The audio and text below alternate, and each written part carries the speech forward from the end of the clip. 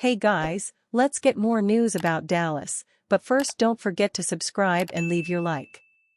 Cowboys tease contract extensions for CeeDee Lamb, Dak Prescott. The Dallas Cowboys have had a quiet offseason, but that may be because of upcoming contract extensions for players like CeeDee Lamb. The lack of activity has prompted speculation and criticism, but Cowboys Executive Vice President Stephen Jones is finally answering those comments.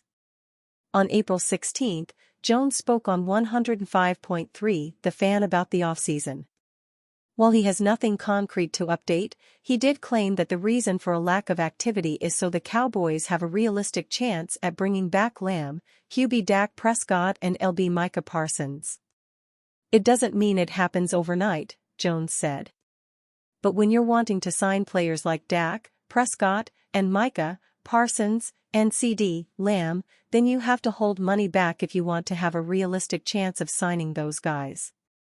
Jones does have a point, massive contract extensions aren't simple. However, Dallas created the situation they're in with all of their prior salary cap decisions, so they can only blame themselves for their inability to make moves or extend important players. Earlier in the offseason, Cowboys owner Jerry Jones stated that the team was all in on winning this season.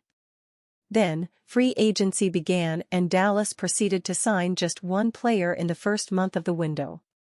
But Stephen Jones claims that the idea of all-in is subjective. Further, he states that the Cowboys will have spent the maximum amount of money possible by the 2024 regular season. Everybody has their own definition of what that means, but I've never not known us to be all in, nor have I known anyone we compete against not to be all in, Jones said.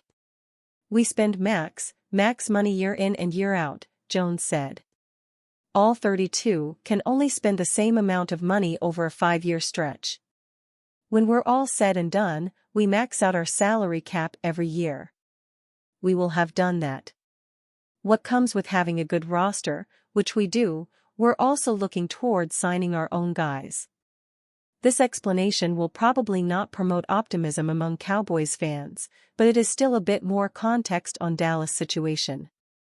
On April 15, ESPN reporter Adam Schefter updated the Cowboys' contract stalemate with Lamb. As things stand, the WR will not attend the team's voluntary off-season program. Cowboys WR CeeDee Lamb isn't expected to attend the start of Dallas' voluntary off-season program Monday, while he awaits a new contract to replace the one scheduled to pay him a fully guaranteed $17.199 million for his upcoming 5th-year option season, Schefter wrote on X. It's not a surprise that Lamb isn't attending, but a follow-up from Dallas Morning News reporter Calvin Watkins puts things into perspective. The Cowboys have apparently had very little conversation with Lamb. Considering that Jones is claiming that they're holding back money for Lamb, it's weird that negotiations haven't begun in earnest. It's only April, but the Cowboys are quickly approaching the core part of the offseason and will want Lamb showing up.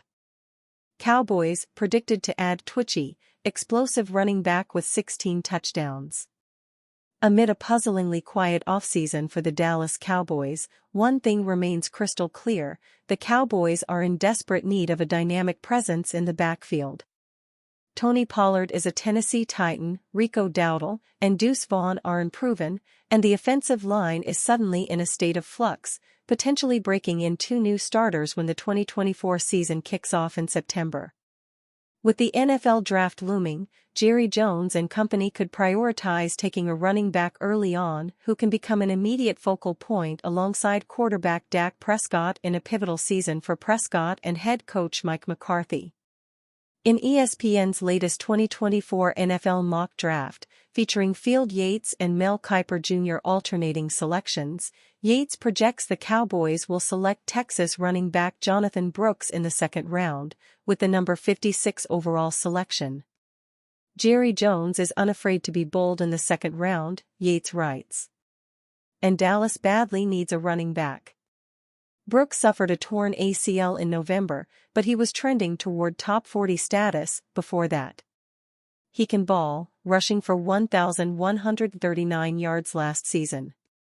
If Brooks slides late into the second round, the Cowboys might wind up walking away with one of the better values of draft weekend. Last season, Brooks' explosiveness was on full display, as he averaged 6.1 yards per carry. If fully healthy, Brooks would immediately ascend to the top of the Cowboys' depth chart and add an electrifying playmaker to a position in dire need of an upgrade.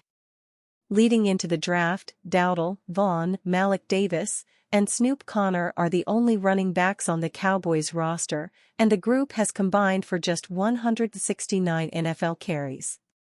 Brooks is the kind of gamebreaker who could develop into the focal point of the Cowboys' rushing attack that Dallas has lacked, largely, since Ezekiel Elliott last rushed for 1,000 yards back in 2021 and his departure in 2023.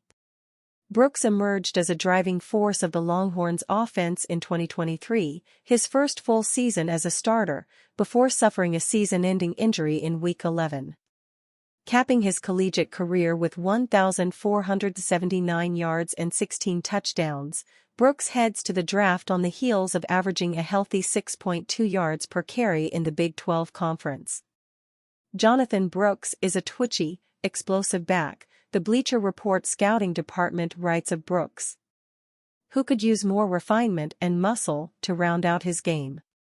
Brooks' quickness is the first thing that pops off the screen.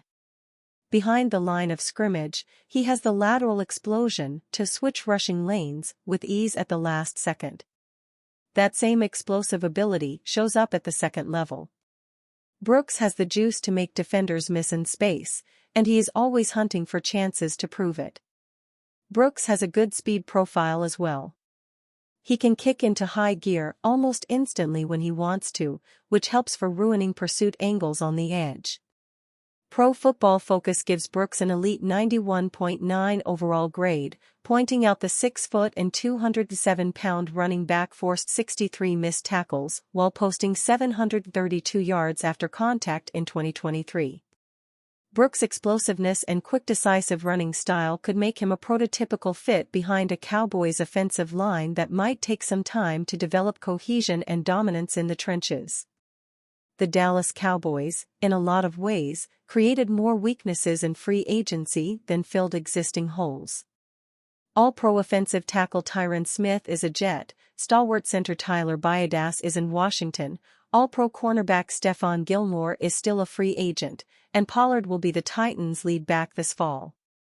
Those key departures put a lot of emphasis on knocking the draft out of the park, which is the belief of some inside the NFL.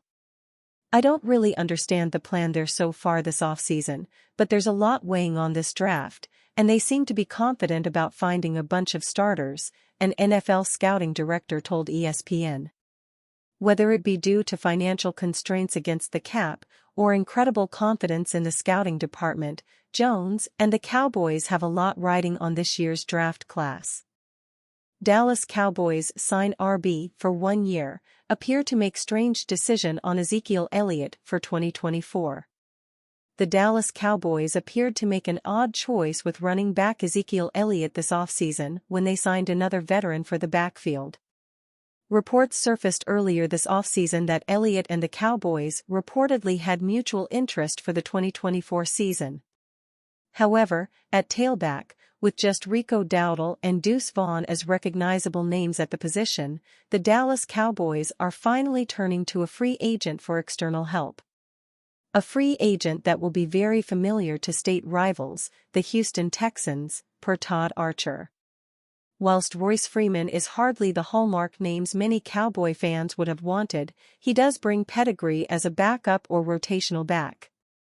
Freeman is an interesting choice for the Cowboys. In an offseason, owner Jerry Jones said the team would be all in. The Cowboys had several better players they could have added at running back, including Derrick Henry. Henry said the Cowboys had no interest in signing him this offseason. The Cowboys did have an interest in signing Elliott. However, Freeman's signing makes it unlikely the former Cowboys All-Pro will sign with Dallas for the upcoming season. The Cowboys would have been better off with Elliott than with Freeman. Last year, Elliott signed a 1-year deal with the New England Patriots for a base salary of $3 million. he had a chance to earn another $3 million in incentives. Per Spotrac, the Los Angeles Rams signed Freeman to a $1 million contract last season. One would assume Freeman isn't making much more than that this year. The Cowboys appear to be passing over Elliott for a worse running back this season. And the Cowboys' finances look better for it. And you, fan, what do you think of the situation of Ezekiel Elliott? Leave your opinion in the comments.